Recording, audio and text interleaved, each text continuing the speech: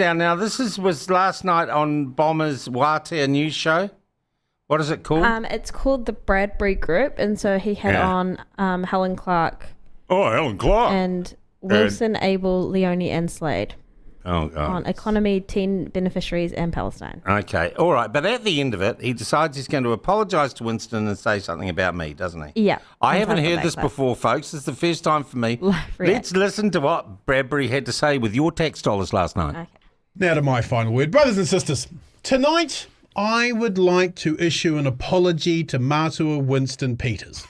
Over the weekend, I wrote a blog on the Daily Blog arguing that when it comes to genocide, the front line for protest is everywhere. And I defended people protesting outside his house and made a throwaway line about people spitting in Matua Winston's food, which created 3 responses.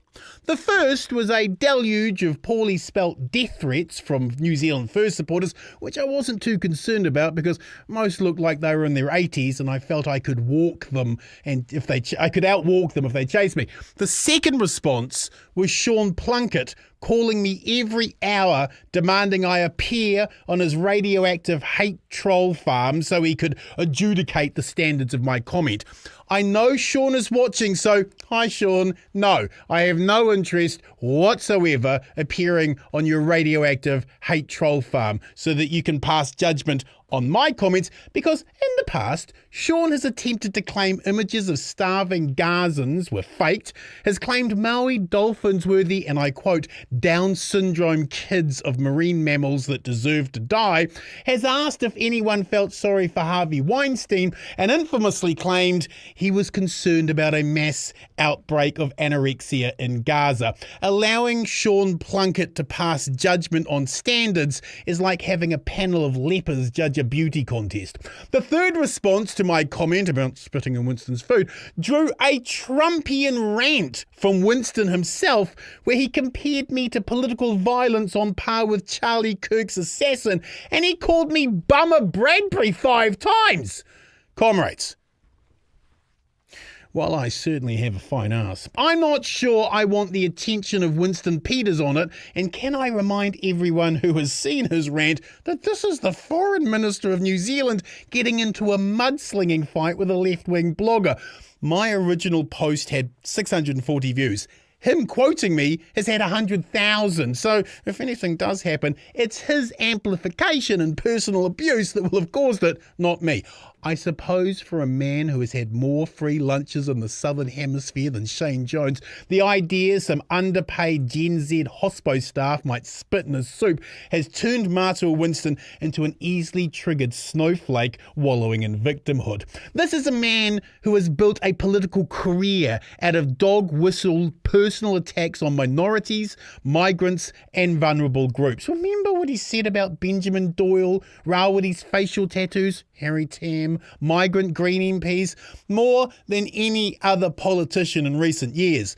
Winston thrives on exploiting community division for political gain. For him to play the victim is like the Taliban demanding to see the manager. But be that as it may, I apologise to Winston for my comments that saw him write a deplorable personalised attack on me in a way that even Donald Trump would consider went a bit too far. He called me a fat retard, for crying out loud.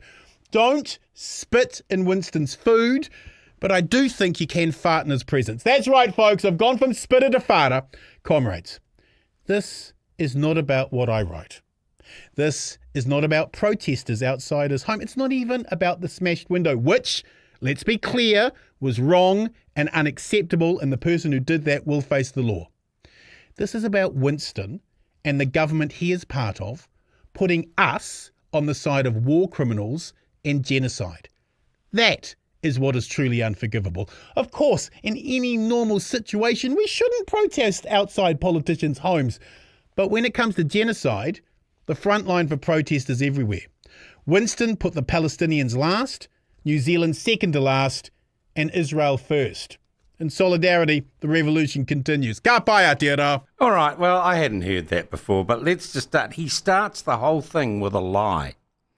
He says that he encouraged hospo workers to spit in Winston Peters' food. No, you didn't, Bomber. You encouraged them to spit in all National MPs, ACT MPs and New Zealand First MPs' food.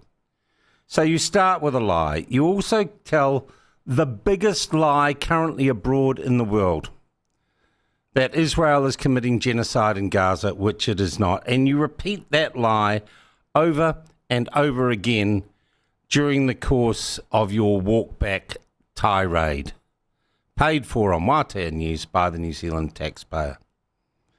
Winston and this government have put humanity first. You also basically then say it is all right to harass people at their homes when it comes to genocide. A genocide, of course, that doesn't exist. But what do I expect, Martyn, from a guy who turned up about a year or so, maybe a year or more in my office, say, look, I'm down in Wellington, I want to talk with you, I thought we'd catch up, we had a talk.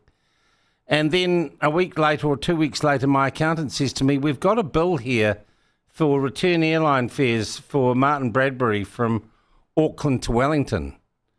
And I ring him and say, why are you billing me for your airline? Well, I came and saw you, didn't I? Nothing to do with me. So someone who pro forma invoices me, I think is a bit of a con man, Bomber. I really do. But look, I don't mind you having a crack at me. You can list all my supposed infractions, but I'm not lying about genocide, and I'm not lying about what I said.